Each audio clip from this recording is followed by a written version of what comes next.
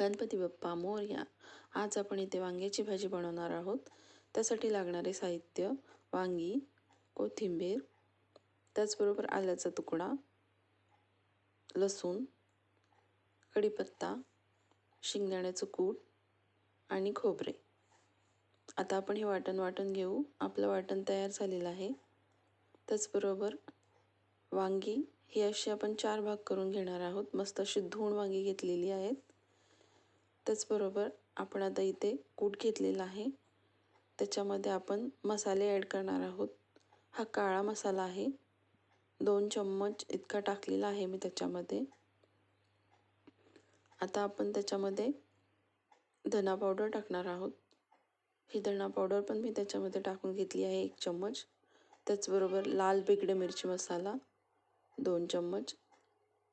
कांदा लसूण मसाला आपण 2 ते 2.5 चम्मच टाकणार आहोत.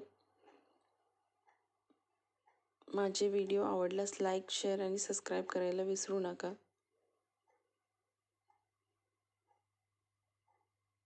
आता आपण त्याच्यामध्ये मीठ ॲड करणार आहोत.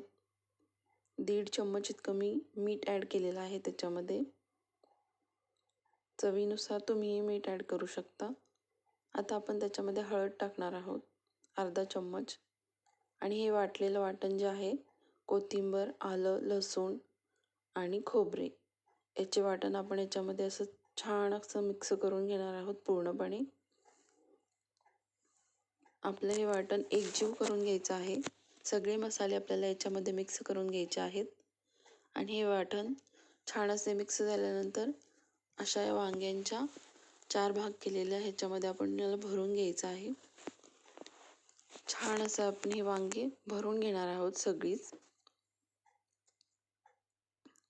हे पहा, माझी इथे वांगे भरून झालेली आहेत. आपण आता इथे एक पातेले घेतलेलं आहे. त्याच्यामध्ये 4 चम्मच इतकं तेल टाकलेलं आहे.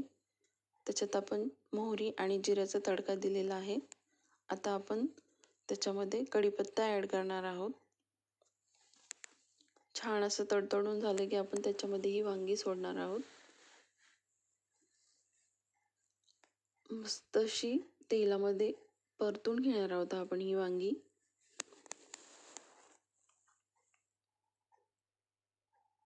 प्लीज तुम्हाला माझे व्हिडिओ आवडत असतील तर लाईक आणि शेअर करायला विसरू नका.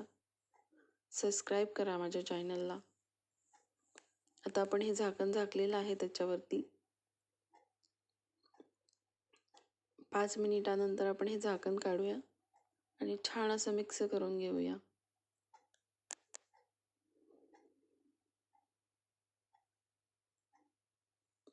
आता परत आपण त्याच्यावरती झाकण झाकून घेणार आहोत. छान असं मिक्स केलेलं होतं आपण. तुम्ही पाहू शकता 5 मिनिटांनंतर हे मी झाकण काढलेलं आहे. किती छान असं वाफ येत आहे वरती आणि वांग्याची भाजी आपली पूर्ण छान प्रकारे शिजलेली आहे. हे वांगं मी असं पाहिलेलं मस्त असं शिजलेलं आहे वांगं.